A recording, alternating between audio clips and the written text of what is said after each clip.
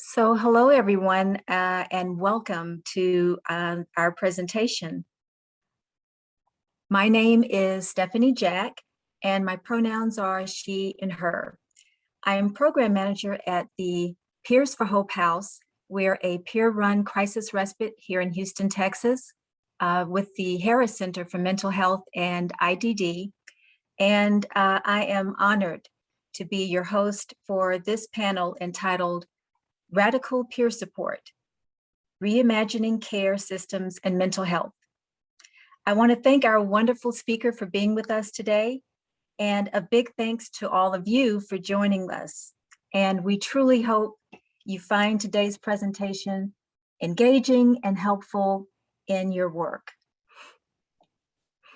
This presentation was prepared for the MHTTC network under a cooperative agreement from the Substance Abuse and Mental Health Services Administration, also known as SAMHSA. The opinions expressed in today's presentation are the views of our speakers and do not reflect the official position of the Department of Health and Human Services or SAMHSA. Okay, let's get started. We have an outstanding speaker for you today. Yolo Akili Robinson is a writer, yoga teacher, and the executive director and founder of BEAM, Black Emotional and Mental Health Collective. For over 15 years, Yolo has been on the forefront of progressive wellness work. Yolo began his career in public health, supporting Black communities as an HIV/AIDS counselor. He then branched into violence prevention, working as a family intervention counselor with Black men and boys for Men Stopping Violence. Feeling strongly about the need for more feminist work with men, Yolo co-founded Sweet Tea, Southern Queer Men's Collective, a collective of gay and queer men who came together to address sexism and misogyny in LGBT communities. In 2015, Yolo was recruited by Children's Hospital Los Angeles to lead a $10 million National Institutes of Mental Health research initiative focusing on improving health outcomes for young men, young Black and Latino men, the Healthy Young Men Study, YHM. Alongside Robinson's counseling and training work, he has written and been featured in numerous publications on wellness, including the Women's Journal, GQ, the Atlanta Journal-Constitution, Shondaland, TheMighty.com, Ebony, the Huffington Post, and Everyday Feminisms. He is also the author of the social justice theme affirmation book, Dear Universe, Letters of Affirmation and Empowerment for All of Us, a book which led him to be named a health hero by BET.com. In 2009, he was awarded a Zami scholarship to complete his 200-level certification as a Hatha yoga teacher. In 2020, Yolo was featured on BET Awards in Powerful Spotlight for his work with BEAM. Robinson's commitment to increasing the accessibility and visibility of health and wellness issues also has opened the door for many speaking engagements. He has delivered keynotes at numerous universities and colleges and conferences, such as Vanderbilt, Claremont McKenna, Ramapo College, and Columbia University. At the core of Yolo's work is a commitment to wellness informed by social justice. His interests are the practical embodiment of theory into systems and practices that help heal, transform, and support Black communities. He makes his home in Los Angeles, California. Let's welcome Yolo. We thank you for being with us, and I will pass it off to you. Thank you so much, Stephanie. I'm always really deeply embarrassed by bios. So I'm always like, oh my God, don't tell. Thank you for sharing. Good day, everyone, afternoon, evening, wherever you are. As with all things, I would like to start with the spirit of gratitude. So I want to say thank you so much to the conference organizers, to Jennifer, to Jesse, to Stephanie, for inviting me and giving me the opportunity to share and learn and be in space with you today. I want to start also expressing gratitude to you for making the choice to be present here today. Your time is valuable, your presence is valuable. And so the fact that you have felt that there will be something useful to come together and learn and share with me today means a lot to me. So thank you for being here. Thank you for being present. And thank you for choosing to engage in this critical conversation about radical peer support and reimagining mental health care in our communities. So I'll start there with thank you. A little bit about how this today is going to go. I have some things I'm going to share, and I would love to, as we go throughout the presentation for the next hour and a half, have moments where I'll pause and invite people to submit questions through the Q&A that I would love to engage and talk about and go back and forth with. I'm a kind of person where I enjoy conversation. I enjoy learning because I know you all have so much wisdom and brilliance in the room that you can share with me. And I recognize that I am just sharing what I know, but that is not finite or absolute. It's just a part of what the things that I'm growing in. So I welcome you all to join me in this growing process as we learn and imagine together, right? So that being said, I'm going to share my screen. I also want to thank our lovely ASL interpreter who's offering ASL for us. Thank you for being present and being here. Let me now share my screen. And let's get started on our conversation. Right. So today's conversation is radical peer support, reimagining mental health care. And I really want to spend some time thinking about that word reimagining, you know, and I actually want to, as our first practice, I want you to take a moment and think, feel, embody. What is one thing that you feel like will be present in your most bold and loving vision for what mental health care can look like in this country? Just one thing. And I want to invite people to type in the chat if you like, you know, you can type in there. But what is just one thing that you would have present in your bold, your most loving and radical vision, right?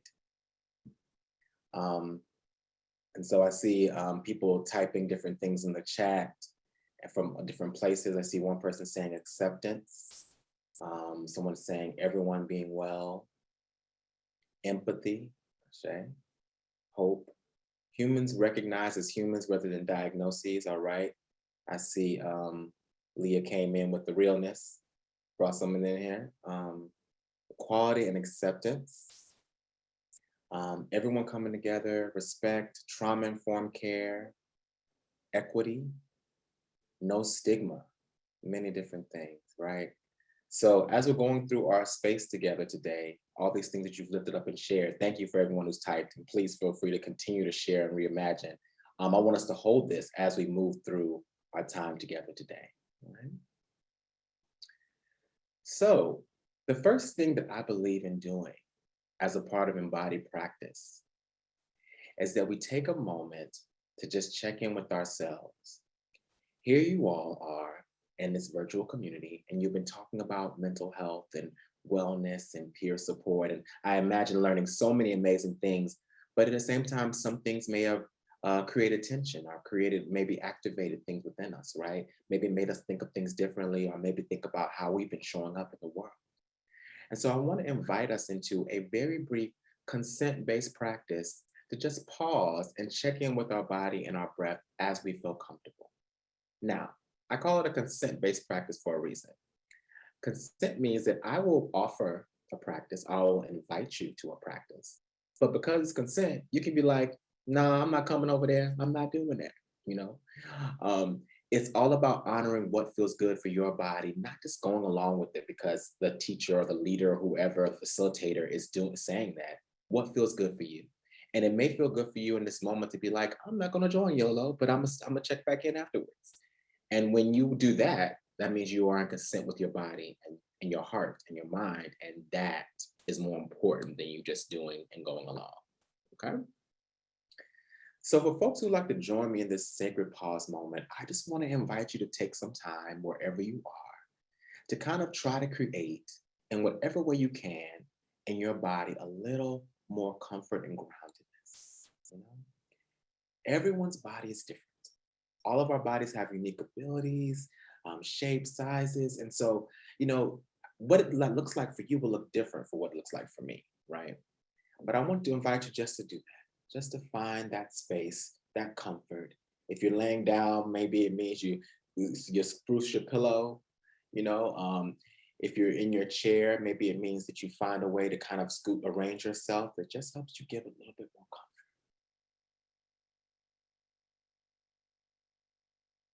And we're just going to pause for a moment. And for some folks, you can just take a moment and pause and just maybe be still. Just give yourself a moment to not be typing, texting, responding. For some folks, if you like to join me, you can close your eyes or half close them. Once again, honoring what feels good for you, most important. And if you'd like, you can bring your attention to your breath. Maybe you bring your attention to a part of your body that's pressing against a chair or the bed you're in. Just bring your attention to your body. Maybe you briefly scan your body, almost like with your mind's eye, from the top to the bottom. Just see what you're feeling right now. Whether it's tension, butterflies, anxiety, just welcoming whatever it is, not shaming or judging it, just saying this is what is right now. Maybe if you'd like, you could take a deep breath into those feelings and exhale through your mouth.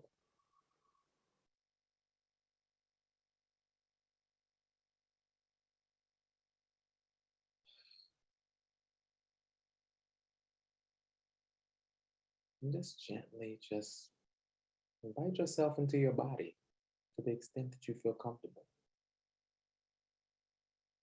Pay attention to what you feel in different parts. Maybe your hips, maybe your shoulders, your jaw.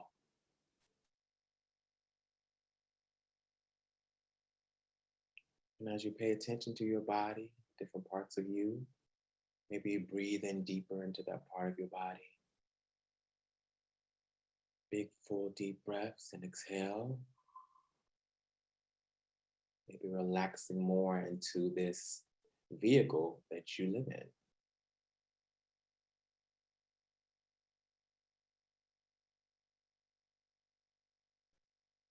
And then I'm going to invite folks who would like to join in just a small practice that I like to do with a lot of our folks who are peer support workers, care professionals, healers, therapists.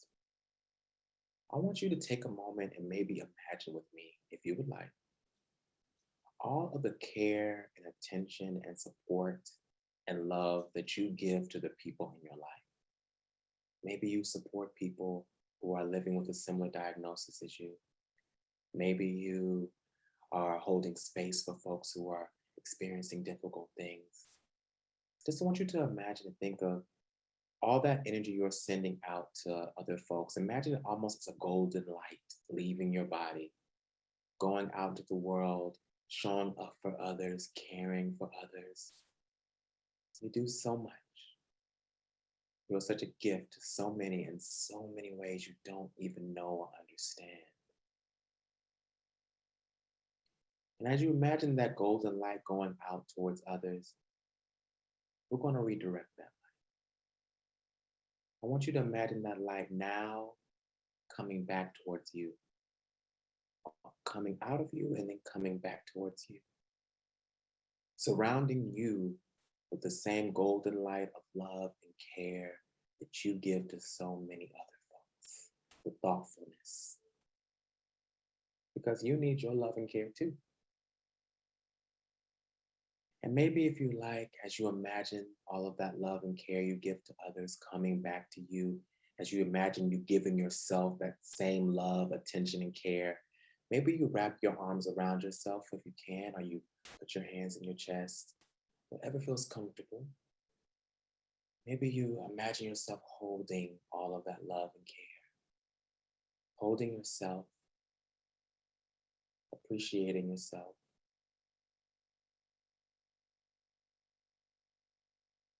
giving yourself gratitude for all you have given, but also recognizing that it's good for you to give to you too, and it's okay because you need your love first. So now we just hold that golden light of your love in our arms, around ourselves, embracing it, letting it marinate into our hearts and our bodies.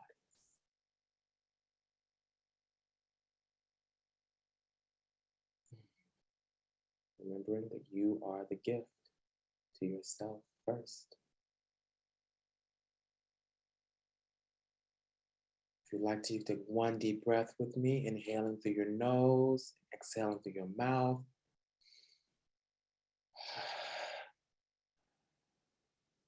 Relaxing a little bit more into the body. Maybe you're hugging yourself a little more firmly.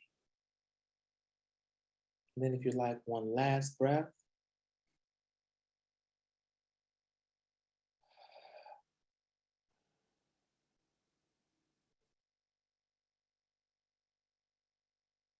remember to give yourself your love and care and attention just as much as you give it to other people. That is how you sustain. That is how we sustain radical care. That is how we sustain peer support, by making sure that we receive fuel and nourishment as well. That no one is above or more important than also you getting your care. Everyone can get their care too.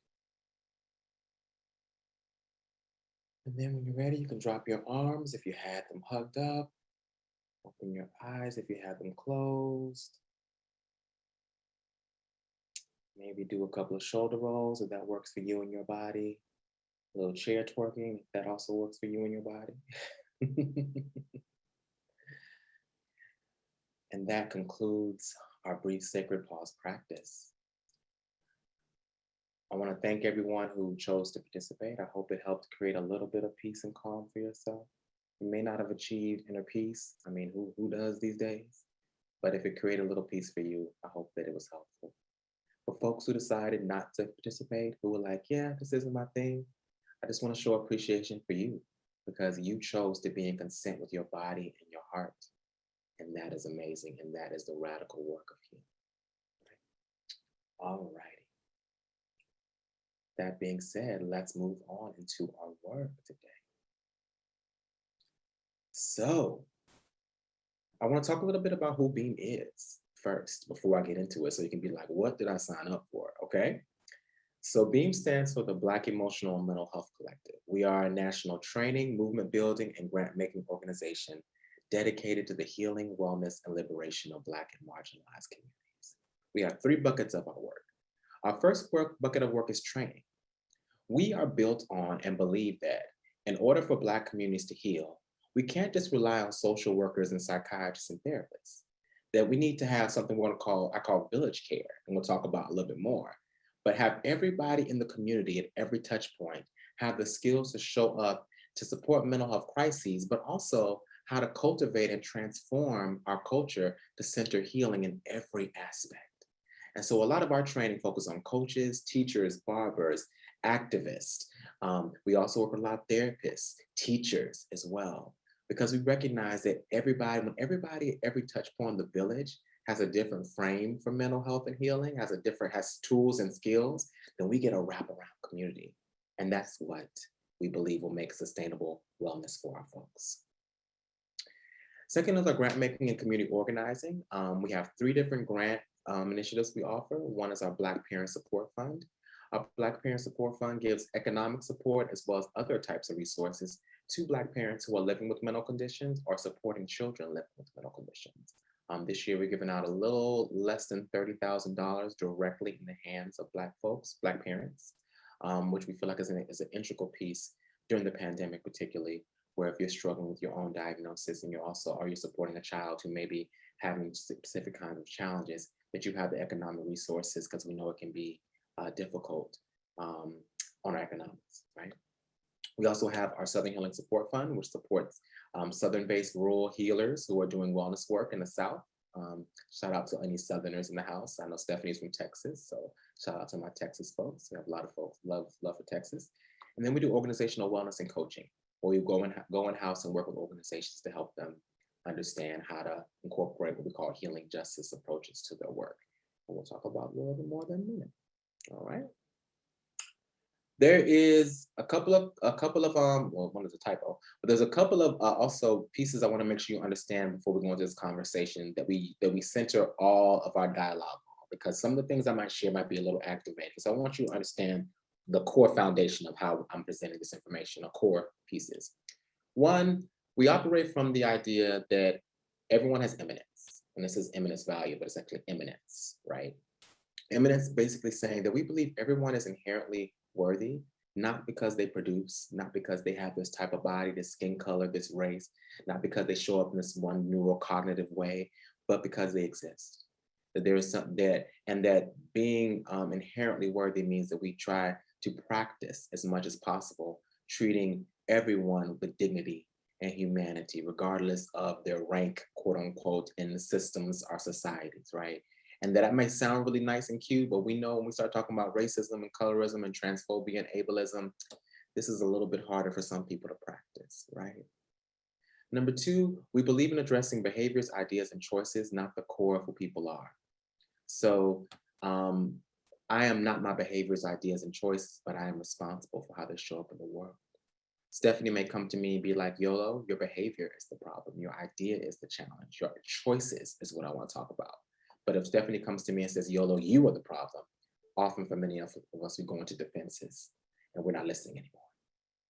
So I want to invite us to think about what is the behavior that is a challenge? What is the idea we want to challenge a choice, not the core of who someone is, because the core of Yolo, of Stephanie, of Jennifer is eminent, is valuable and worthy.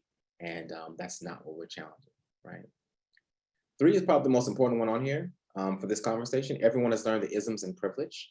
When I say the isms and privilege, that means that everyone here has internalized the racism, sexism, misogyny, homophobia, and transphobia. None of us are exempt. I'll often get the example of myself, a 39-year-old person living in this body. I was born into a world of deep misogyny and sexism, of deep inequality towards women, particularly Black women and trans women. And regardless of the fact that I may have had a proclivity towards a feminist politic at a later point in my life, I still absorb the ideas and messages from the media, from school, from my other training and social environments, that women and things associated with women are less than those that are associated with men and masculinity. So that means that sometimes they may show up in my unconscious behaviors. They may show up in the way I show up, even if I don't think that specifically women are less. Maybe I show up in a space where I'm always over talking women. If I'm always over talking women, that is the behavioral representation of the belief and idea that maybe the women, those voices don't matter, right? So I say that to say a more useful question, as opposed to is Yolo sexist or misogynistic, or is Stephanie racist, or was anybody racist, homophobic, or transphobic? Instead of that question, which I think is silly, a useful question is, where is the homophobia, the transphobia, the racism that you have learned all your life as a part of the system? Where is it? And how is it showing up in your behavior, ideas, and choices, right? So we're not asking if it's there anymore. To white folks, we're not asking, do you have internalized racism? No, we're like, we know you do. So where is it? How did it show up in the way you treat Black people? We're not asking men anymore if you have internalized sexism. It's there. Homophobia, ableism. We can be a part of identities that are impacted by this and still internalize them, right? So really important to name, and I'm going to challenge us all to begin to do that self-reflection upon where those things show up in our behavior, ideas, and choices. Last, our feelings are valid even if the narratives informing them are inaccurate, are not fully whole. Distinguishing between a feeling and a story is really important, right? So a feeling is often, I'm anxious, I'm sad, I'm scared. A story is, Beyonce coming out here, Beyonce don't like me. That's a story. And a story can lead us to a feeling, but it's not the same thing as naming a core feeling and getting clear about where it's in our bodies. So always honoring a feeling, even if the story that we have attached to it isn't fully round or is missing some pieces. These are some core assumptions I'm running in here with, all right? Now, if I ain't scheduled all way yet, and y'all still here, okay, I hope y'all still here, but like, Lord, everybody done checked out, like Yolo's doing a lot, we ain't been here 10 minutes. Last piece I will say really clearly is that we see transphobia, racism, heterosexism, ableism as mental health issues. Self-explanatory, I'm not gonna spend a lot of time on that. We see those things as deeply connected to despair, to anxiety, to people's access to care, etc. All righty. All righty. So let's just talk about peer support, right? And how people talk about peer support, particularly in the medical industrial complex. So most of the time people talk about peer support, that's a definition that we hear. Peer support refers to a process through which people who share common experiences or face similar challenges come together as equals to give and receive help based on the knowledge that comes through shared experience. Simple enough. Reisman, 1989, pretty common definition for peer support, right? Now, there is one thing, a couple of things I want to challenge our trouble in the narrative of how we think about peer support. I'm thinking about Larry Davidson, and I've heard this many times in my work. The trace of peer support is often to psychiatric hospitals in the late 18th century France or to the 1970s kind of self-help movement, right? And I think that's such an interesting frame of reference or interesting place to start. But it's not the place where I think is important or really powerful or honest to start for Black folks in America. I'm interested in tracing the history of peer support for Black folks, people of descendants of Africans in the United States. And I'm much more skeptical to say that like our lineage of doing this kind of work begins here. So I want to start talking a little bit more about maybe what happened in pre-colonial Africa, pre-colonial West Africa, what traditions, cultures, and perceptions and ways of being did we bring here that helped us endure what we experienced landing here, right? So one thing I think is really important to name that often just gets lost in the context of when we talk about the medical model, particularly in like African psychiatry, et cetera, is that in pre-colonial Western Africa, there were a variety of treatments and systems for navigating and supporting people who might be living with mental illness, what we call in the West mental illness, right? Because it was called different things, right? And I know that like sometimes when we talk about traditional healing modalities, they often are dismissed as being like not useful, diminished, like, folklore, etc. But it's important to note that many Western Africa, particularly traditions around treating mental illness, had some real connections to some of the things that are actually still used in pharmacology and pharmaceutical companies to this day, right? So I talk about a little bit about swizzle stick, right, which is native to Western Africa and contains many compounds used in current pharmacology, right, for different medicines. And at the same time, this was also a root that was used in traditional healing modalities throughout Western Africa, right? And so I share that little tidbit just to kind of give the legitimacy that we don't dismiss or deny the legitimacy of indigenous African healers to really offer wellness and support and care, and how that contributed to the development of what we now call psychiatry and mental illness in the West. But there were strategies, there were tools, and many of those tools are still reverberating and resonating. Important piece. Now, this is why I don't cite peer support for Black folks beginning in the medical industrial complex. And in my side understanding of when peer support in the West particularly begins, it begins the minute the Black people in the United States our ancestors landed here. Because while resisting, we had to collectively support each other with the distress and despair of being enslaved in a foreign land, forced into labor and enduring sexual and physical violence. The dimensions of peer support, the dimensions of village care, of care that had to happen for us to endure that, is where I cite and like name that like our tradition of peer support as we frame it in the West begins, right? When you're in a place and the people don't speak the language you speak, and you are with strangers or family members who are from your group, your ethnic group, your folks, and people have been shot and killed, to support each other, the only reason some of us are here is because people had strategies and tools and showed up for each other, whether it was holding each other, whether it was crying together, whether it was consoling each other, or was finding whatever it was, that was the root, in my opinion, of when we talk about the Black legacy of peer support in this country, not in Western white medical industrial complex, not in those institutions. All right.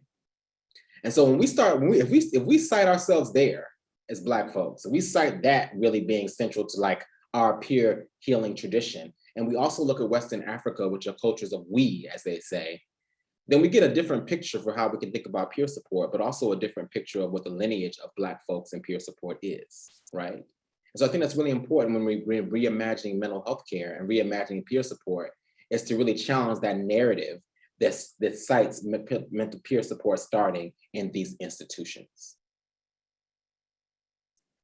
So when I say village care, you heard me say this village care term, right? So I say that village care, and this is still a working definition, you know, because I might edit it, I might be like, I don't know what I'm talking about. But village care, I call the interconnected system of social, emotional, spiritual, and embodied mental health crisis healing support that networks and communities provide based on their literacy, skills, and education on mental health, wellness, and liberation, right? So what this says is village care is when we look at a community, an ecosystem, what is their knowledge on mental health and healing? What are the framings that they have? What is their knowledge on transphobia, on homophobia, on ableism? What skills do they have around listening, around affirming, around validating, around knowing how to respond to somebody who has a panic attack, who's a Black person or a queer person or a trans person? What is that, right? What is that dimension, right? And that when we build up the village to have more tools and skills, that we actually get a more sustainable strategy for supporting our mental health, particularly for Black communities where there continues to be a high levels of stigma and also harm happening from the medical industrial complex, right? We need to be very clear that for many Black people, it is indistinguishable, particularly here in LA County, the prison industrial complex and the mental health industrial complex are not that clearly distinguished. They are often interlocking forces.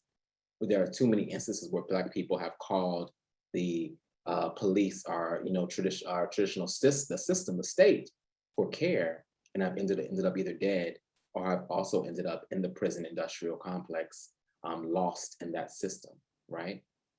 So it's important to name that, like, those distinctions, but also think about like, what does the village have already? What are the skills and tools we have? Because as Black folks, clearly we have skills and tools, otherwise we wouldn't be here. And how do we refine and uplift what we have while also offering that we can get some different things too, right? I often jokingly say when many Black and Southern communities, like, apple cider vinegar has a lot of great qualities to it. However, it has its limitations, right? So we're not dismissing it as one tool, but we're recognizing that that might not be the tool that's going to help us get to where we want to go, right? I often use another metaphor of like, if Batman's fighting a certain kind of villain, the batarang ain't the weapon. No, you might need to get something else out. You might need to call out get in the Batmobile and fire a missile or something, because like you need a different tool for what you're navigating, what the challenge is. And so apple cider vinegar may not be the appropriate tool, but it doesn't mean that it doesn't have a place in your care, which is not the approach that people have often taken when talking to Black folks about mental health and wellness, is often dismissing what we have come up with as strategies as opposed to uplifting them. So our focus, of course, is building up the skills of all members of our community so that wraparound knowledge and skills are rooted in healing justice become the norm, right? Every touch point of our communities, right? Thinking about peer support and village care as being the things that we know that a therapy, if you have a therapist, even if you do have access to care, which a lot of our folks do not, but even if you do have access to care, you're seeing your therapist maybe once a week, maybe twice a month. You're seeing your psychiatrist maybe more infrequently than that. So who fills in that gap, right? That they're sharing mental health journeys and tips, text reminders about medication, the late night support, reading mental health books together, reminding each other about boundaries and things they're learning and the practices. These are things we say are peer support and village care, right? That we can be part of these things are critical parts of the work, because the Western model of just saying, I'm going to take one person and put them in therapy doesn't work when your village is constantly in opposition to or in harm to you. But if you're part of a system or a village that is upholding and supporting and endorsing your wellness journey, then not only are you in a better position to heal, but you're also in a better position to be able to support the collective healing of that community and intergenerationally and ancestrally, etc. Right?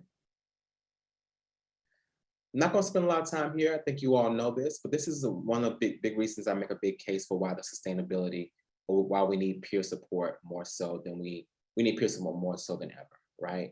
We know the current psychiatric and mental health systems are not sustainable within that model. And so if we don't build up villages of care, if we don't make sure that everyone has not just intellectual knowledge of diagnoses, but actual reframing skills and tools around healing and wellness for themselves and other folks, we know that our communities and our world are going to plunge into even more distress and despair. And the literature supports this, right?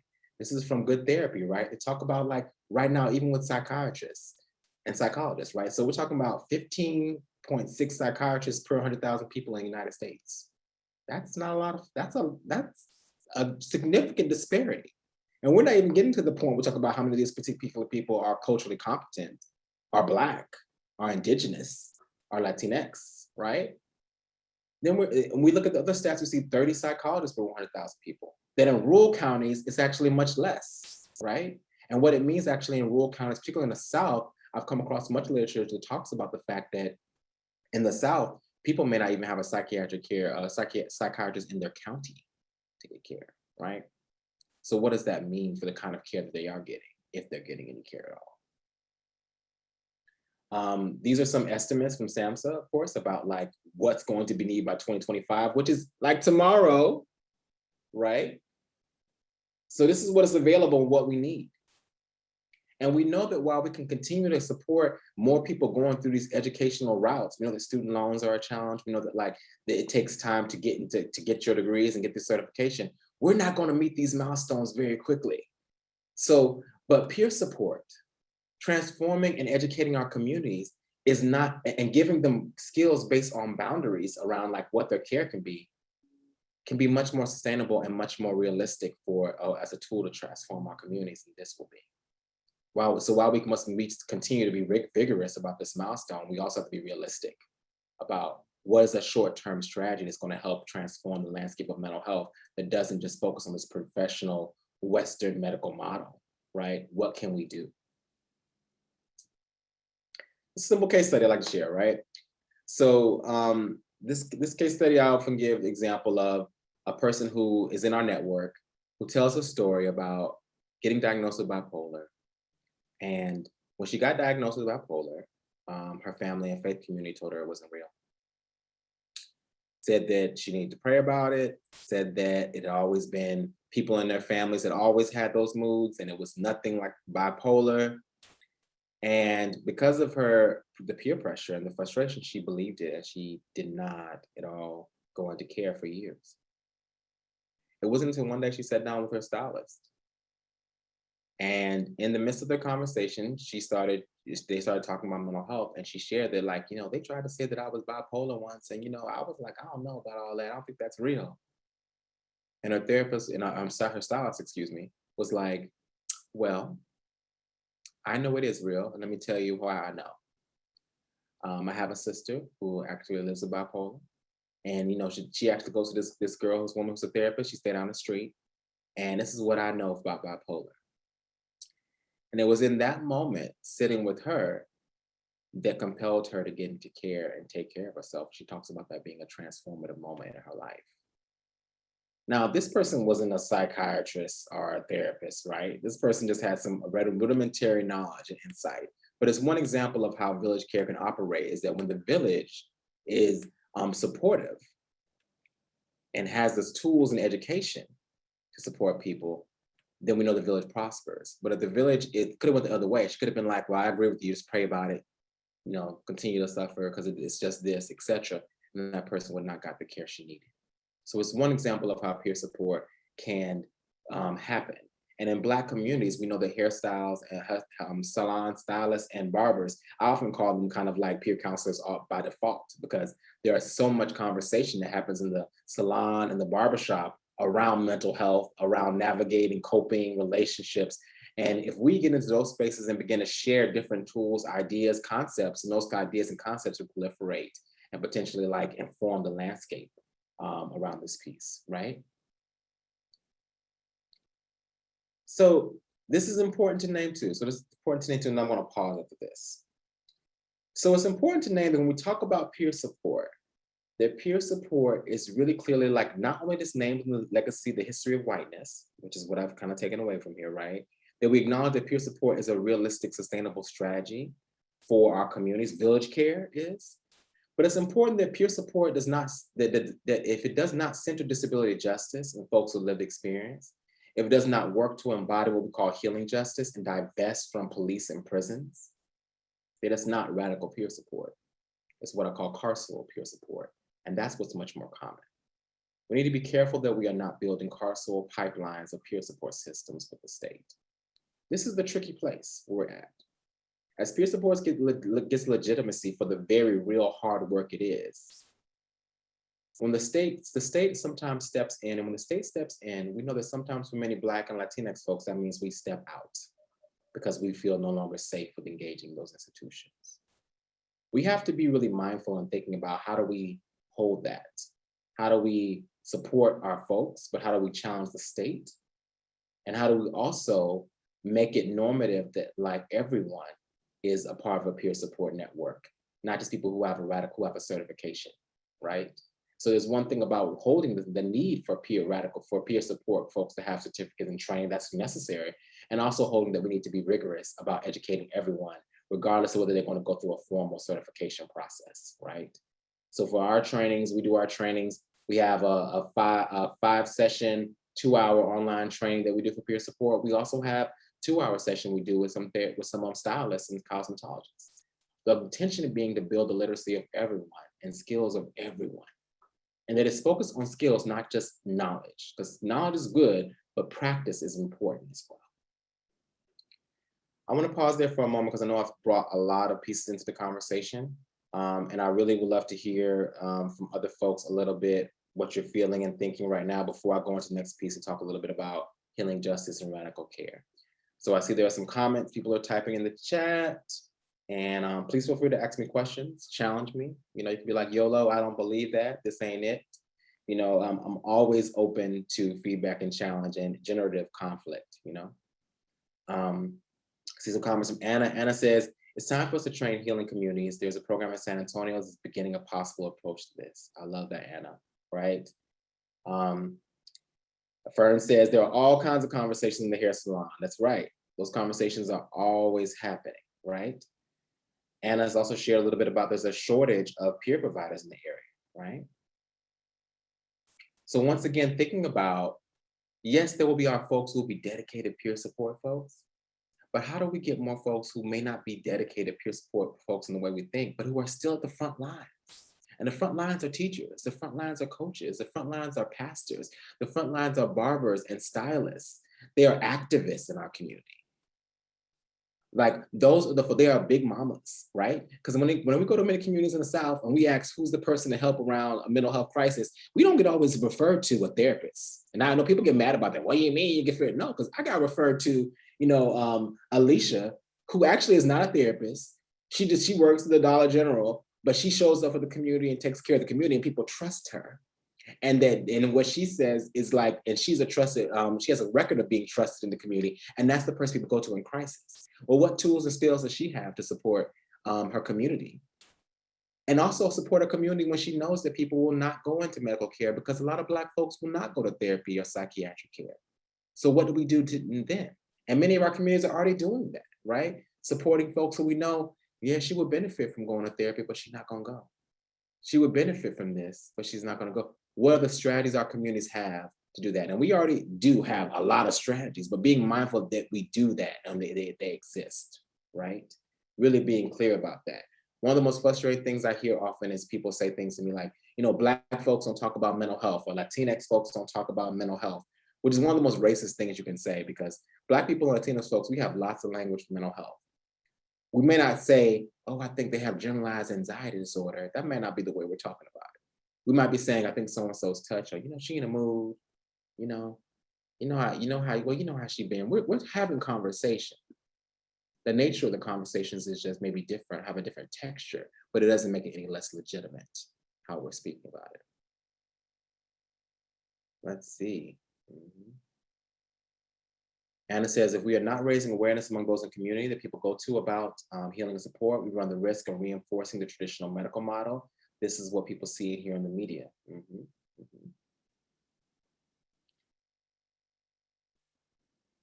Schools of social, Joanne says, schools of social work are looking at how they have historically trained people to be a part of carceral pipeline. They want to move towards being actual advocating voices who seek social justice and improving systems, right?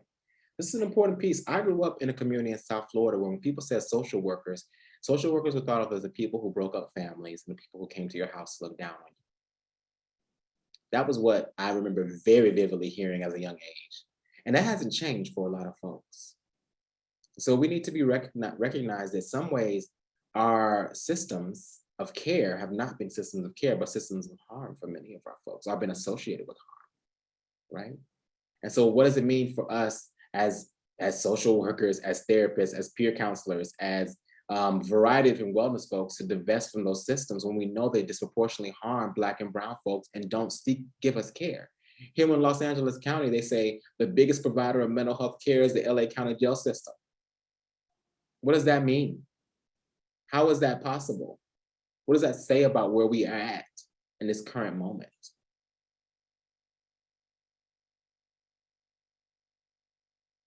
So I have a lot of people saying, have you heard of community health workers? Yes, absolutely. Absolutely, community health workers are an excellent opportunity for healing and engagement too. All right. So I want to move on to a couple of pieces. So when I talked about healing justice-based care and disability justice, I want to talk a little bit about what healing justice is and some of the ways in which Beam does this work to give you a practical example of how we're trying to do this work, right? We're working on it. We're working on reimagining care and thinking about radical care. Doesn't mean we got it all figured out. I mean, maybe you got it all figured out. If you do, let us know in the chat. You know, you've achieved it, but like we're still working on it and working through it. We need to talk about healing justice, which is this definition presented by Prentice Hemphill and Kara Page, right? The healing justice is a framework that is rooted in traditions and practices of ancestral, cultural, environmental, spiritual, physical, emotional contexts and conditions that center healing. Center healing.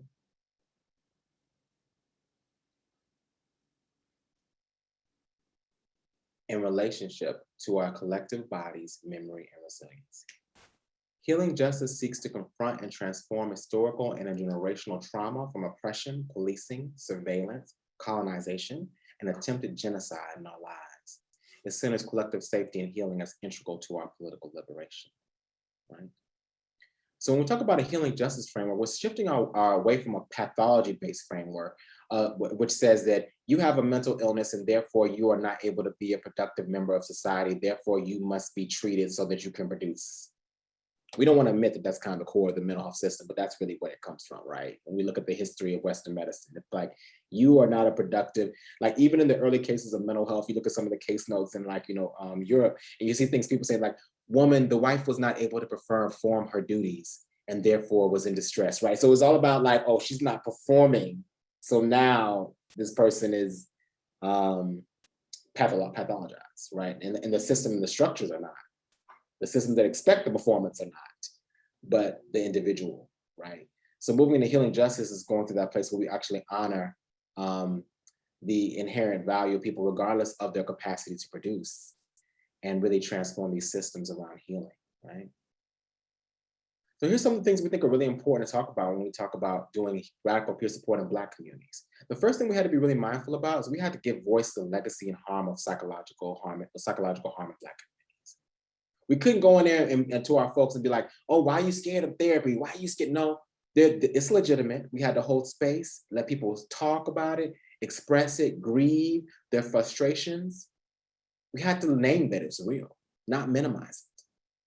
And going from there, we were able to create a space to open up, continue dialogue about, okay, so this is the reality of what we have to navigate, but here is a way you can navigate the system and get what you need, even though you do have to be hyper vigilant, because unfortunately, the medical system in this country does not have the best interest at heart for our folks at times, right? We have to affirm, acknowledge the historic and present day resilience, defiance, affirm the fact that we as Black folks have always been doing healing work, whether it's the dancing, whether it's music, whether it's art, whether it's singing, whether it's the traditional tarot lady, the pastor, whether it's other healing praying circles, we have healing strategies. Our healing strategies may not be always adequate for the care that we need, but they are a part of our care system and they are critical. And we can't dismiss them or deny them. We need to integrate them, right? Cultivate skills that promote agency and advocacy and engaging mental health professionals. Helping our folks, our Black folks have often been taught in our country that we have to have our head down when we go into medical spaces, when we talk to a therapist, a psychiatrist. We have been taught a lot of deep fear about questioning and challenging. We have to work through that fear and let people know that those people work for us. And that is continued to work to do, right? Other pieces we have advocating and organizing. We see activism as a critical part of mental health. When I see Black folks shutting down bridges and highways because of police brutality, I see that as a mental health intervention. It's saying this has to stop. It's creating distress and trauma for our communities, period. That is a mental health intervention. And we need to begin to understand and recognize that for what that is, and thinking outside the medical model. So here's some examples, some tools that we have that kind of like frame this up. And we'll make sure you get copies of these tools too, right? So one is our Lapis support model. Lapis is a semi-precious blue stone you all might be familiar with. It's common in Afghanistan. It's also common in Brazil, some parts of Denver, Colorado, excuse me, state. But we built this peer support model to really think about how do we give people some framing that they can use every day to engage, to like support people, right? And there's a couple of key pieces. I'm not gonna go through all of it, but there's a couple of pieces I think are really important, right? That we distinguish. And we have a whole training we do in this model. The first one is we encourage people to start with listening. Now, for many Southern and Black folks, when someone comes to you in distress, we often don't start with listening. We start with preaching. We're gonna tell you how we came to the hot top. I'm like, let me tell you how I made it over back in '93. Be like, girl, that's not what I need to hear right now. I'm struggling right now with an episode. But that is often sometimes what we are trained to go to. We say we start with listening. Assess, listen actively, listening to understand, not listening to dominate, not listening to fix, right? And we also are really clear that we encourage people to not rush to the police, not rush to 911, but to find other resources in their communities that can help them, right? So local mental health informed responders, trusted community members, mobile crisis units. We keep a list of mobile crisis units on our website for folks to think about alternatives to calling the police, because unfortunately, Black folks aren't going to call the police often. And when we do, we know what happens when someone's in mental health distress, right? So really thinking about that too. When we talk about radical peer support, we have to think about how do we divest from prisons and how are we divesting from police? Because those are systems that have still continued to not do any healing and wellness for Black communities, or do very little healing and wellness for Black communities more appropriately. Another piece I think is important to say is the P and partner. You know, you have LA, affirm their experience, but the P and partner is really important too. It's important that when we talk about peer support, we are acknowledging that like, we're not being superheroes, right? That we're actually trying to partner with them as much as possible. And that we're not going in there with a cape, but asking like to the extent to which they have their own internal insight, the extent to which they're able to communicate, convey, connect, that we try to build with that bridge, whatever is present, as opposed to like, here's a whole bunch of phone numbers, here, let me tell you what to do, right? Of course, there are instances where we will, the partnership will look different, right? So if someone's having a panic attack, we may have some different skills and tools that we know to do to support them in that moment. But there's still a partnership with them, right? You're still partnering with them and thinking about that as opposed to forcing people into spaces where there's not consent-based care. Initiating care plans and seeking out help as needed, right? Simple framework. I'm not gonna spend a lot of time with you all do this work, but I just wanna share with you some tools that we have, right? Another tool that we use is our SOUL model, right? Really supporting folks to think about post-diagnosis. What do you do? Because when you're a Black person and you've got a new diagnosis and you might not have immediate access to a peer support network, it can be very overwhelming and scary for folks, right? And so we start off with the SOUL model, which is like inviting people to sit with the information you receive. Allow yourself to process it. Oh, organize and advocate for yourself, right? Being clear that racial, gender identity, and sexual orientation bias is real. And encouraging people to get a second opinion, right? Uniting your community and wellness system, getting your community together, and then living in your truth, right? So there's a couple of pieces where I show these tools, because one, they represent also, these are on our social media. people share these and tell us all the time, you know, I just texted this to my friend and we had a whole conversation about it. Because a lot of folks aren't coming to our trainings. That's just a reality. Everybody's not going to come to the Being training, right? Everybody's not coming to this conference. But if we can create tools like this that are really easy and discernible and put them out in the world, they go beyond us and they help create opportunities for skills and capacity and learning. And some people take them and go deeper, right? And so it's important to think about when we're talking about radical peer support and reimagining care, that we make education and tools that are skills-based as common and accessible as possible, right? So these are just some tools that we share. And you can find these on our website, which I will give you links to.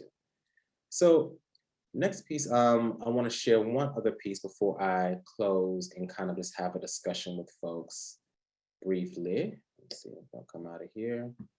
So I want to share with you a little bit about our program that we created to really train people, our peer support program. And I'm going to share with you the evaluation from our recent peer support program. So in that case, we have our program, the Black Mental Health and Healing Justice training. And it used to be 2 days in person. And now it is an immersion style. So we do 2-hour sessions, 5 2-hour sessions over the course of a month. And then we also have smaller offerings as well. This training is centers, we talk about race, class, gender, sexuality, the history of those pieces. We focus on skills and not diagnoses. We focus on reframing. We focus on giving people skills and tools to support themselves, as well as understanding how they can share those tools, right?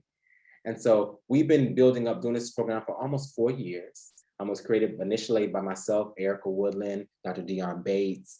We all kind of came together and like at different points and made this what it is. But I'm gonna share with you a little feedback that we're getting from doing this work in this way. So in March, we had 115 participants who went through this 90-minute sessions, 5 90-minute sessions. We had 85 people who completed the pre and post survey, which we had evaluated by Social Insights Research, which is a Black-led and owned evaluation firm we're thrilled to work with. And we had people from 29 states, right? We also had some people internationally from Canada and the West Indies who came to our training. We had 15% of the folks who were in the room were non-binary.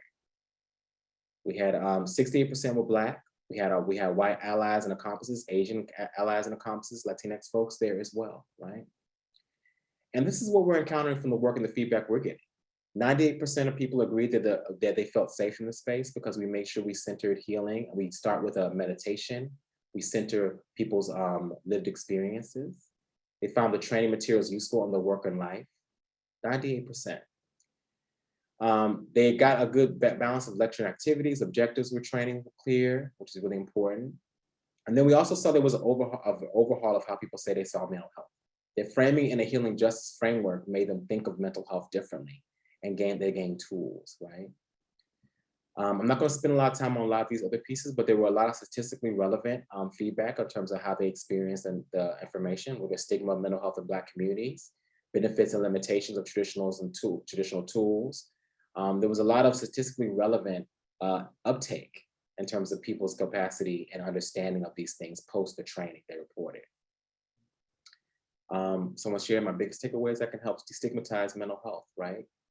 This is one of the biggest ones here that I actually was really excited about. We make sure that people, when they go through the training, we're very clear that we help people understand that we all have internalized ableism and believe sometimes unconsciously very deeply ableist and problematic things about people living with mental conditions. And so at the start of the training, 52% of our folks were like, maybe I have some awareness of my bias, maybe, and the other 48% was like, you know, I don't necessarily strongly agree that I have a lot of internalized bias, but then we saw an increase of the 72% post the training where people got a little bit more clarity. And that's a good thing because the more we're aware of our racial, sexual identity, gender, cultural biases, the more we can intervene in them and disrupt them, how they show up in our behavior, ideas, and choices, right? A critical part of peer support. So I'm not going to share everything here, but I wanted to just kind of give some feedback on what we're getting here and doing this kind of work. There's a couple of quotes I do want to share here that I thought were really great. Someone shared they felt like they were in a family space as opposed to a clinical space. And I think that's really important too when you're thinking about peer support. Not that you want to create a family, because family means different things to many people. So let me be very clear about that. But it is about making sure that when we're talking and training around mental health, that we're actually considering the mental health of the people who are in the space, right? That you're being activated and things are awakened within you, that we're taking moments to pause, that we're doing meditative or mindfulness activities or whatever practices we need to feel like we're also integrating that into the care of the project, of the program, which is really super critical. So this is this piece. I'll share these things with you all. You can learn more about our Black Mental Health and Healing Justice training program on our website. But I just wanted to offer that as kind of an insight in terms of how we're doing the work and how we want to encourage people to do the work at the intersection of intersectional, really healing justice-based peer support that really divests from prisons and police, that also is very clear about holding the legacy of racism, transphobia, ableism, sexism, misogyny, and incorporating that into the analysis of how we talk about and discuss mental health. And so I've talked a lot. And so I'm going to pause now, and I would love to talk to people and have conversation and thoughts and feelings around these pieces. And Stephanie, you're more than welcome. I know you might welcome to come back with me. I see a lot of comments in here. Yeah. So I'm going to just kind of read through some and see if I can go to the bottom. Thank you. Thank you so much, Yolo, for your thoughtful presentation. And really, oh my gosh, it's just so much to unpack. Something that came up for me that I want to relate to one of the questions that we received, and we're going to try to leave space to go through as many questions as we can. And each of the questions has a lot to unpack, so we're just going to dive in. But something that has clicked for me is we're coming off of May, which was, Mental Health Recovery Month, and I think the theme was "You Are Not Alone," and moving into July, which is National Minority Mental Health Awareness Month, or I will say Global Majority Mental Health Awareness Month. And its theme is strengthen communities. And so what I'm hearing from you is that we're kind of redefining what systems are. We're looking at in terms of what are those practices around cultural-based practices? What are those villages looking like? And so I'm just going to pick one of the questions that came up in our Q&A pod, where someone said, well, what about villages where you have been hurt? How do you trust the village care when you have been hurt or traumatized by the village? Absolutely. So I appreciate this question, and thank you to the person asking. I think when we talk about trust repair and trust building, well, first, let me break this up, come back to this. I think it's so important to name that trust is something that has to be maintained. It is not something that is stagnant, that just exists kind of without maintenance. And that sometimes when trust is broken, there are steps and processes we have to take to repair. And that repair is not instant or immediate. It often comes over the course of showing up and reinforcing that the boundaries are the things that were broken, like affirming or addressing things that have been asked to be addressed over the course of time. And so when we talk about villages where harm has happened, which all of us have been a part of probably in some way, that we have to, one, have a village that is invested in doing the repair and honoring the long work of repair first, right? Honoring that you can't force someone to heal on your timeline, right? That's not consent. And so I think that we can get into nitty gritty of all the different deep parts of that, but in brief, I would say, is there a commitment to repair with all parties? What is the nature of that commitment? What is the framing which people hold around what a reparative process will look like, or a restorative process can look like, And sometimes it may mean that this may not be the village for me or the network for me, and I may need to find another village or network that is able to help me learn how to build and reimagine or cultivate trust with a network, right? And so everyone's journey is very differently. And trust is, once again, something that has to be maintained through behavior and reinforced. And when it's broken, the process of repair can be lengthy. But it's not impossible for some situations. In some situations, it's not necessarily always the most best time to kind of engage in that process. And it's very unique to discern when that is. Every scenario is very different, right? So to you, I would say those are pieces I would offer. And also offering that I want to, like I hope that you can find a network and a village in that does support you in building the trust and care that you need for your village and your support. Thank you. Absolutely. If my healing, if my recovery is um, is what I'm pursuing, if that's what I'm chasing, then um, it's incumbent upon me to reevaluate what my villages are, and part of me assuming my own personal responsibility for my well-being is, you know what, it's okay to walk away from that other village and create a new village, Mhm. and look for other ones that affirm who I am and affirm my healing journey. Absolutely. And I think another piece of that, Stephanie, to add too, is that sometimes you have boundaries with certain villages. Like, you know what I mean? You be like, you know what? Okay. I'm gonna come over there for a barbecue plate, but I'm not coming over there to talk to y'all about what's going on with my mental health, because y'all ain't the people. I'm gonna come get a Yes. plate. I'm gonna get my greens and mac in a Yes. rack of ribs, and then I'm coming back over here. So you can also engage with boundaries, and we all have people in our lives that we know can't show up or don't have the capacity to show up in certain ways that honor us. And so we Yes. don't look for them for those kinds of needs. We look to other folks for those needs, right? I often joke Absolutely. when we work with young people, I often tell young people, hey, look, you got one friend that's a club friend, but the club friend might not be the same friend that you go to study when you go to study for grade school. It might not be the same friend. They might be, but they might Absolutely. not be. So you might have your friend that you can call when you're really going through something, but that might not be the same friend you can call when you need some money support, right? Like, so honoring that, like, there are different ways in which people could support us in a village, and that all those are important. That club is a part of mental health, particularly for queer and trans communities. Going to clubs and being connected to each other, one of the few places we can feel safe sometimes, of some sense of safety, is often those spaces. So that's a part of my mental health, right? We saw for queer and trans youth that, access to social spaces increased suicidal, lack of access during COVID increased suicidal ideation, increased distress, right? So just acknowledging that all those pieces are a part of our wellness system. Mm, absolutely. So one of the questions that we got early on was, how do we work together, Black and white, to get better mental health for both parties? Yeah.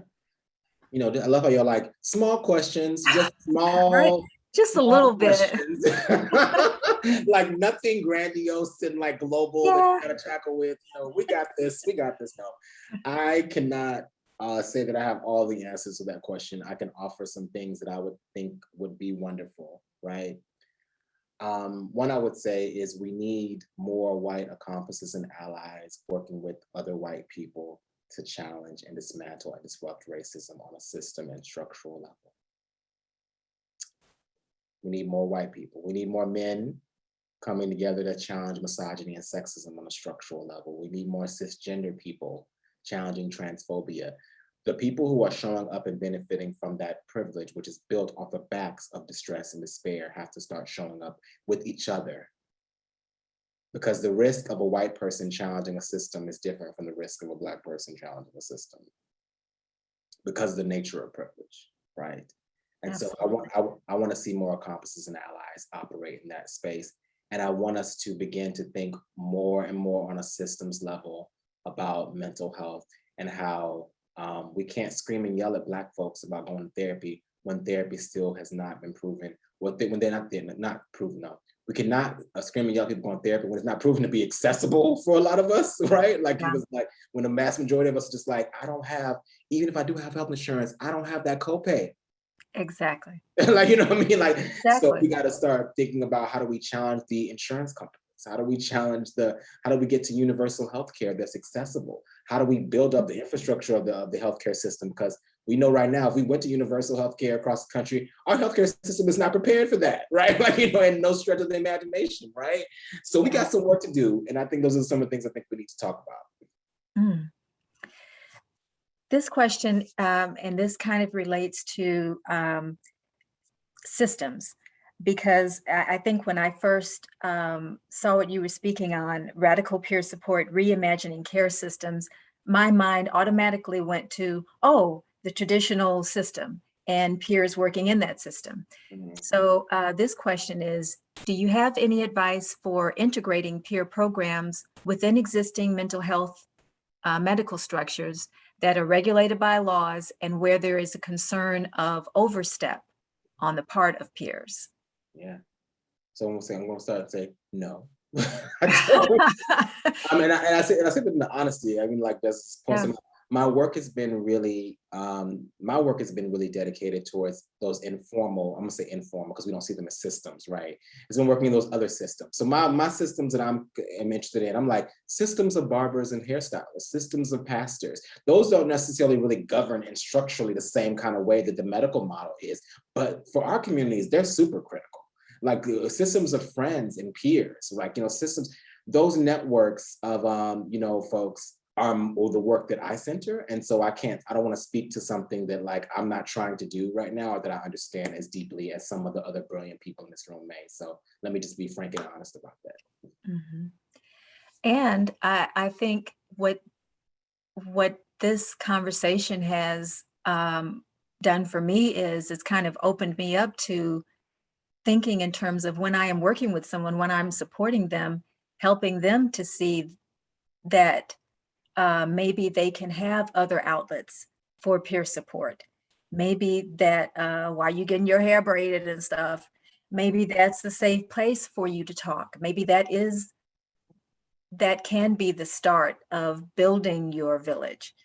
Um, so yeah, that's just kind of what I'm thinking as I've been listening to the presentation. Yeah. Um, we have one question here that says, I noticed that the tools you shared, Lapis, and the other one had a lot of the traditional system of care embedded in them. That seems concerning given its lack of cultural humility or awareness. Short of someone being at risk of death, aren't there other options? Hmm. Yeah, no, I appreciate this question. I really love if you would like to share some of the specific ways you see traditional systems in there and those models. Like, so for example, the LAPIS model, we're really intentional with taking out 911 and putting in, mobile crisis units, trusted community members, trusted mental health responders, or just people in your community that you believed in, right? And then we also did put in the S, I believe it seeks professional support as needed, and understanding that, like, of course, too, some of our when we say professional can mean a lot of different things, but like people tend to think professional means that like they have a license, but a professional might be a teacher or a coach or a colleague who is just a trusted community member, right? So we were really mindful of taking that out. But if you have direct feedback about how we can take those things out, I'd love to hear that. The soul model particularly is really focused on traditional care. Absolutely, it is. And just because we get as an organization a lot of emails about people really trying to figure out how to navigate those systems, and that the reality is a lot of folks don't have access to any other alternatives other than the medical system, and they need tools to figure out how to get there. And so we have a lot of different tools on our website that don't necessarily engage talking about the medical system, traditional medical system in the same way, but we also think it's important that for folks who do need that care and who want to get access to that care, that we also can show up for them and help them navigate the challenges of that system too. So thank you for that feedback. I'd love to hear more about your thoughts around that. Always more room to grow for me and our team. Thank you. This question is, I guess, more geared towards the types of trainings that you all offer. Do you include specific discussion about substance use challenges in your presentations about mental health and peers? Yeah, thank you for that question. So it's something that is on our table, on a table of things that we want to actually develop some specific tools for.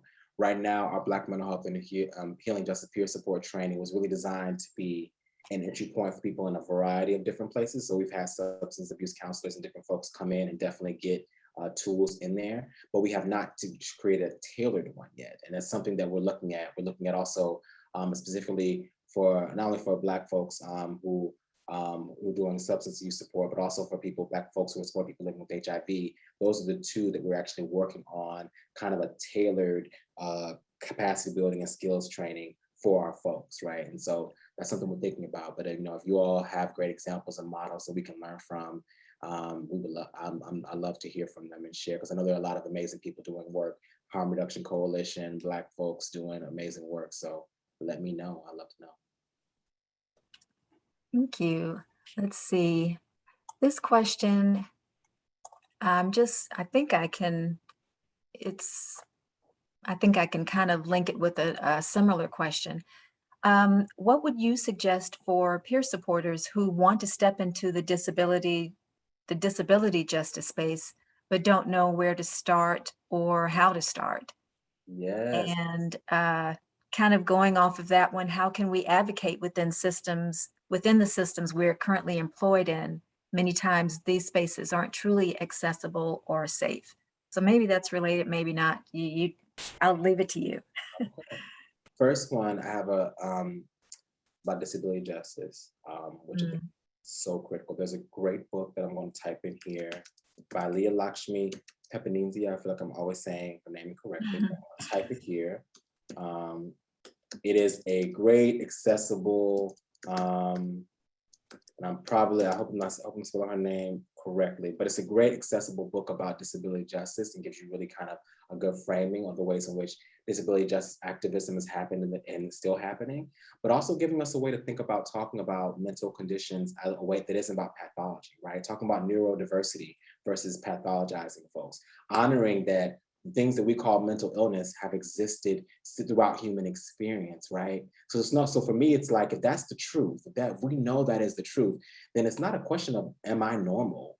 I'm a part of the human continuum of experience. People who have lived with autism, with what we now call autism, and schizophrenia, what we now call bipolar, those, we have examples in like documentation of that existing throughout the world in different iterations, called different things, expressed through different things, right? So that means that we are part of the human experience. We are not abnormal. We are a part of the diversity, the neurocognitive diversity. And it doesn't mean that we don't have challenges and unique challenges because of the way we may show up. This means that like we need, but we also need, it means we need systems that can support us in our unique challenges, not systems to try to make us conform to a standard of cognition, being that is not the way we process and be and exist in the world. Absolutely. And so for those of us who might be currently employed in these systems, how do we best advocate? How do we best bring forth, the ideas that you're talking about? And some of these spaces don't feel accessible or safe to advocate within. Where would you suggest someone would start? Yeah, I think that, we have to begin an assessment of where you are and what your power is to navigate that institution, who your accomplice is to do what you need to do, and get clear about what you can do and do. And we all have power wherever we are located to transform, right? But I think we need to set realistic goals and expectations within the institutions, because some of these institutions are monsters, right, to get in there and change. And it's difficult and it's grinding, but we have to do that work. But we also have to make sure we manage taking care of ourselves in the midst of that work. And sometimes sometimes we need to cope, we just need to create something different. You know what I mean? Sometimes it's just about showing that another model is possible that helps people be like, oh, we can think about so many examples, whether in tech or medicine, where someone just started doing a different model and it became the standard now. There are many things that we just need to start like, you know what, we're just gonna do this until people catch on. And people catch on, like, oh, that's actually it. That's how you should do it, right? Yeah. I jokingly say like the sandwich model, like, somebody decided to start cutting bread up and putting on sandwiches, and that this is a sandwich. I'm like, oh, that's a cool way to use bread. Next thing you know, it's everywhere, right? So just means, Yeah. but that sometimes creation and modeling is the most dynamic way to do it. But also, I would say assess where you are, find your compasses, figure out what your goals are. Don't minimize how small things can make a big difference. Like I can tell you some things, like whether it's pronouns, whether it's like, the language we're using, those things can make a big difference to somebody feeling safe to come and get care from you. Mm. Oh, Stephanie, I want to acknowledge just one comment Sure. from Monica. Monica says, I'm Mexican. Chichimeca. I participate in Mexican Azteca ceremonies, and I participate in Lakota Sundance ceremony, 2 spirit gatherings. And there are white non-natives who pray for the people, bring up the hard conversations with them, so the POC natives, Black, brown, and Asian folks don't have to educate constantly. I love that, Monica. I just wanted to lift that up, and thank you for sharing that. And also want to lift up too that I don't think we acknowledge that so much of the healing and the way we understand healing is so much of indigenous knowledge, right? I think we, like the first peoples of these lands, I'm here on Tonga land here in Los Angeles, right? The first people of these lands, so much of the wisdom and insight and brilliance, so many systems, whether it's the New Age spirituality, positive psychology, DBT, so much of them borrow from the brilliance of indigenous folks, and we need to hold that and name that and figure out how also to do reparations for our folks on the land as well. So just naming that piece. Thank you, Monica, for sharing.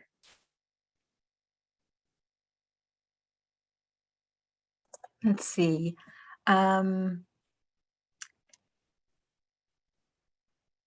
So Elaine asked in the chat, someone has struggled with seeing the differences for Black, Indigenous, people of color communities. How do we advocate for our communities without disenfranchising others? How do we advocate for our communities without disenfranchising others? Well, I don't know. I would like to know more information about how the advocacy is leading to disenfranchisement. I know that sometimes people who are used to being the only people in the conversation can be uncomfortable when other people are moved to the center with them.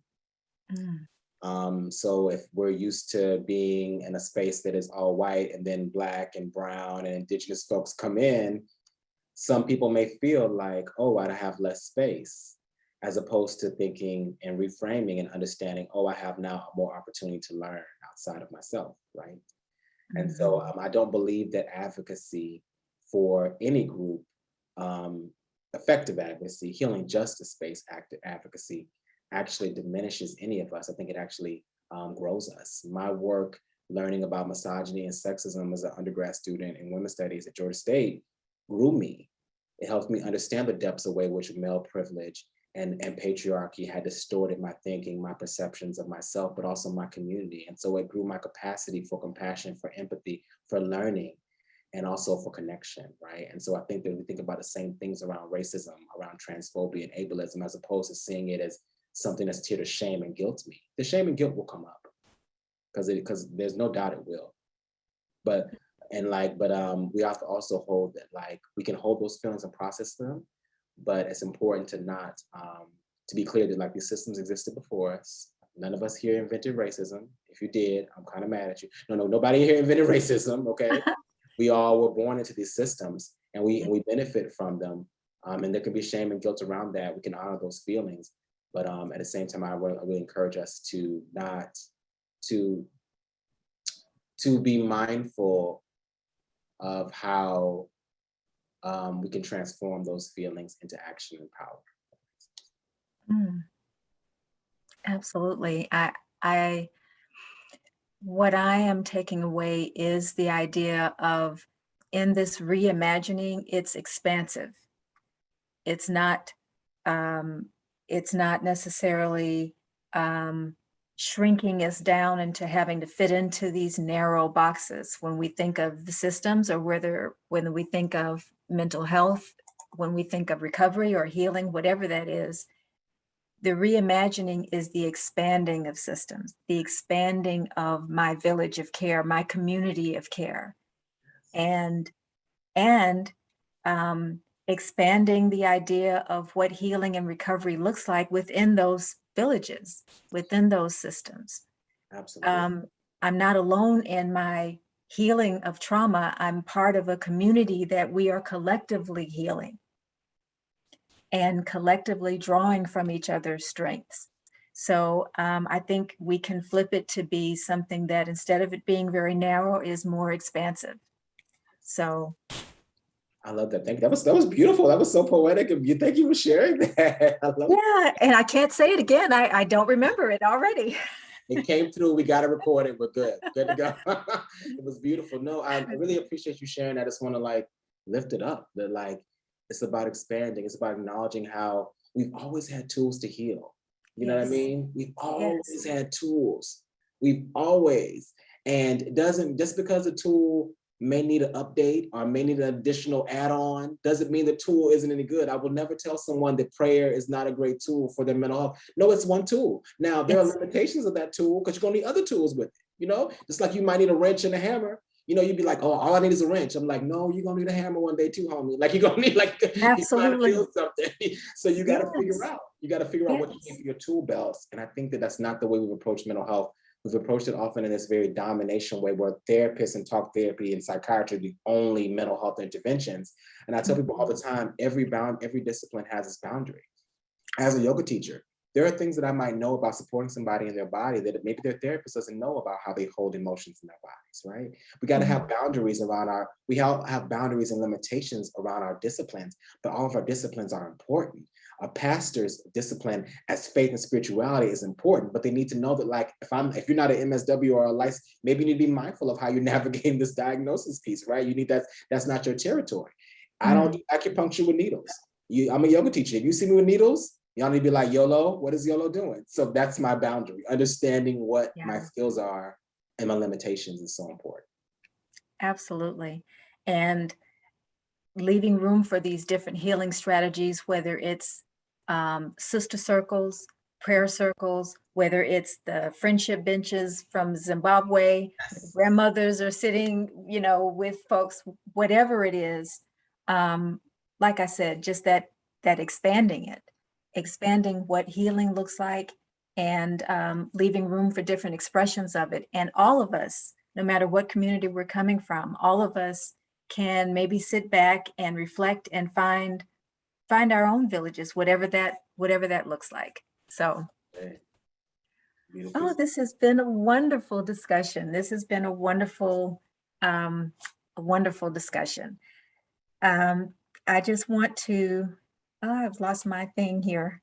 Ah, so first of all, I want to thank Yolo for such a wonderful discussion, such a rich engagement, and I hope everyone got something that they can take away with them and just sort of marinate and reflect on.